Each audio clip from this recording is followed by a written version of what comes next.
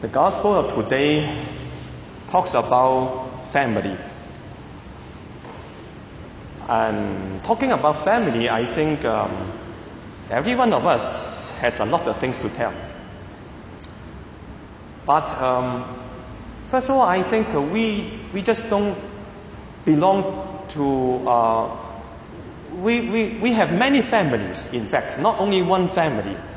Taking myself as an example, of course, I have my primary family where I had my parents.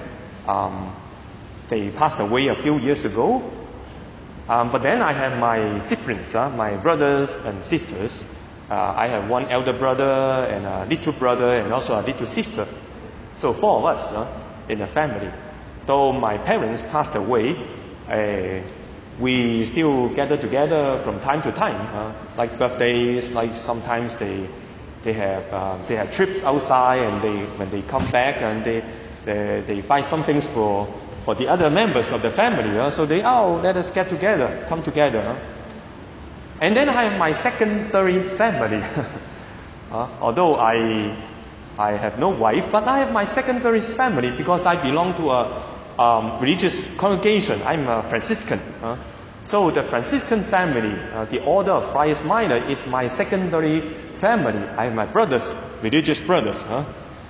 And then 4 years ago, I got consecrated, and the church has granted me this ministry to be a bishop. And also 3 years ago, I became the rector of the diocesan seminary. So I'm the guardian to the seminarians. So that is also my family. Every evening, when I'm free, when I do not have meetings, I gather the seminarians together. So let us talk. talk. We talk about the daily affairs of the seminary, anything that you have opinions that you can come and let us discuss among ourselves. So that is my family. They are all different, but they are all similar. How about you? Of course, you have your own primary family. Maybe some of you are back in your own country. And then you also, in one way or the other, you belong to the family where you are now, in Hong Kong, where you stay and serve. Of course, you will say, they are not my family. I just come here to work for them. But you know, their ups and downs, their joy and grief very much affects you.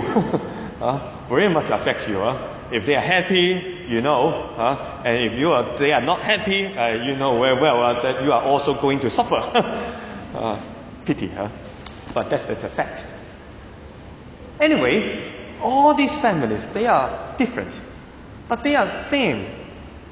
What does it mean? Because the relationship among these members of the family are supposed to be close, supposed to be strong, affecting one another. It is not easy to love the members of the family. Not only those families that you are now working for. No, even with your natural family, with your parents, with your husbands, your wives, your sons and daughters. It is not easy to love them. But we could say, also for Jesus, it is not easy. In the gospel of today, we can see that the family, the members of Jesus' family, come up to him and somehow create trouble to him. There are 3 categories in the gospel. 3 categories of members of Jesus' family come up to him. First of all, we see these people, they are relatives. Relatives, maybe not so close, but anyway, they are part of Jesus' family. They come to him and try their best to rescue him, because they said, he's crazy, he's out of his mind. They come to rescue him from his madness of preaching, of serving, to the extent that he forgets to eat, to take rest. So they are with good intention, but they try to block Jesus' ministry because they don't know what exactly Jesus is doing. How about in our church? Every one of us has good intention. You are good people, I believe. But why are you here? Why are you here? What's the church to you? I have friends there. That's why I come every Sunday. I like them. We eat, we dance, we sing. It is a sweet home. Yes, you are true. But it's only from the human perspective. Church is, of course, it is good to meet friends. But not only this. We have to go beyond. We have to go beyond. I can get some benefit here. Physical benefit, maybe friendship. Maybe I can get my children to go to some famous Catholic schools. Because in Hong Kong, the education system, they get 5 marks. Easier. A little bit. Not much, but I do everything for my sons and daughters. Even this little bit. I come to the church. I sacrifice 2 years to study the catechism. The parents are very generous to their sons and daughters. They can do everything. They can sacrifice everything. Even 2 years to study the catechism. They don't mind. But after that, they'll vanish, disappear.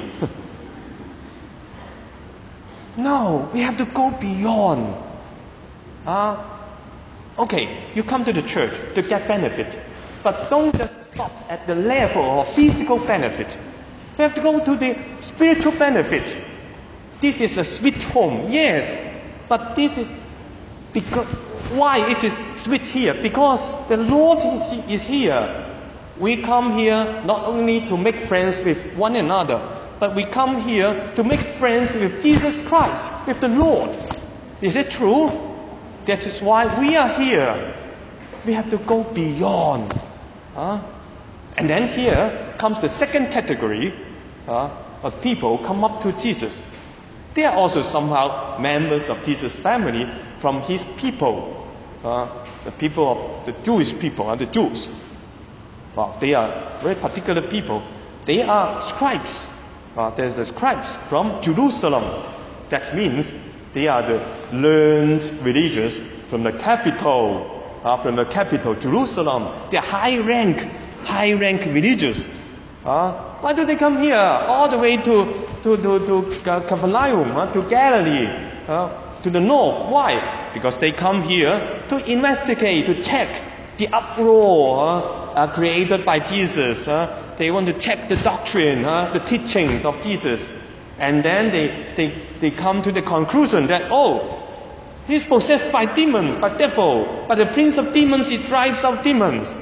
This is his comment on Jesus. And Jesus is challenged by his own people. How about today in our church? We have people, they know a lot of things about God. Just like these scribes from Jerusalem. They are learned people. They studied a lot about the Bible. So in the church, we have lots of people. They know many things about God. But do they know God? We come here not to know about God. We can know many things about our belief. No, we come here to know Him, to know God. Our belief is not a set of doctrines. Our belief is not a book of catechism. It's not an order of truths. No. Our salvation does not come from works, not come from theories, just come from Him. We have to know Him, not know a lot about Him. So brothers and sisters, we need to come here to listen to his teachings, to his works. We need to come before his altar to receive him. His precious blood and body should affect us. We have to taste that love, to be affected by him. And then, we have the third category. This category, in fact, does not yet appear in the gospel. But this is the category that Jesus would like to create, to form. He would like to create a new family, a completely new family, taking him to be the core, to be the central of the family. There's one condition. Just one condition for those who would like to be his family. He said, for those, for whoever does the will of God is my brother and sister and mother. And this is the only condition to do the will of God. If we want to be one of his family, then we need to do his will, to do the will of God. This is the only condition. Then we would ask immediately, what is the will of God? I don't know. What is the will of God? We know, because God is love. God is love. So what is the will of him? Is to love one another. No, I would say the first commandment is not to love one another, but to love God. But why? What does it mean? It means, in the first place, open our hearts to taste his love, to let his love enter our heart, enter our life. This is the first part of the will of God. And then the second part is to love one another. We cannot do it conversely, because in this way, if I love one another first, we are weak. We would not have enough energy. We would not have enough force to go out, to go beyond. How can I forgive people who hurt me? I still have a wound inside. I feel the pain. I cannot. So we have to listen to his work of love. We have to receive his blood and body and taste his love for me. To acknowledge, to accept his love, to acknowledge my status of being loved. I am his beloved sons and daughters. Only by doing so could we have enough energy, could we have enough dynamic, enough force to go beyond ourselves to love our brothers and sisters. Because our brothers and sisters are not always so loving, including those families that you are working now. So how can we love them? How can we love them? We are so limited. We are so weak. So that's why Jesus invites us to get my love, to taste my love, to do the will of God. And in this way, you will be my family. So brothers and sisters, let us receive, let us respond to his invitation, receive his love, open ourselves to be docile to his open, to accept his love, taste his love, and experience his love. What should we do? By keeping his work in mind. This is the first step that I would like to recommend you. So let us bear this in mind. This verse, I'll repeat it for you, and then you will repeat it for me, okay? For whoever does the will of God is my brother and sister and mother. It's taken from the Gospel of Mark, chapter 3, verse 35, the last verse of today's passage. So it's better to recite it. Let me give you an example. I'm not sure whether I can recite it or not, but I will do it for you. Okay. For whoever does the will of God is my brother and my sister and my mother. Mark 3:5. It's okay for you? Can you repeat it for me? Can you repeat it for me? Sure. Come. Okay, 1, 2, 3. For whoever does the will of God, my brother and sister and mother. Mark 3, 5. Not very good.